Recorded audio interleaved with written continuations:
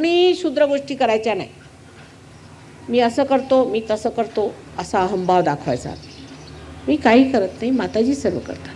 ज्या दिवशी हे सुरू होईल त्या दिवशी तुमच्यातल्या सर्व शक्त्या जागृत होतील, नाहीतर सगळ्या नष्ट पावतील. आणि माझ्यापासनं दूर हटून त्रासच होणार आहे. तेव्हा माझ्यापासनं हटू नका, दूर जाऊ नका, या पदराखालीच राहा. तिथंच आराम आहे सगळ्यांना, तिथंच सुख आहे सगळ्यांना.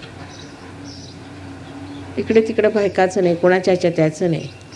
संभाजीरावांनी जर त्या कब्जी कलुशाचं ऐकलं नसतं तर आज ही आपल्या महाराष्ट्राची दशा झाली नसती. एकट्या कब्जी कलुशाने संबंध महाराष्ट्राला सर्वनाश करून टाकला.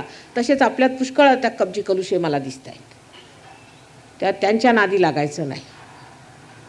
इथे शिवाजी महाराजांसारखे छत्रपती उभे झाले पाहिजे, तरच हा पुणा आहे आणि पुण्याची पुण्याई, नाही तर बेकार आहे सगळं.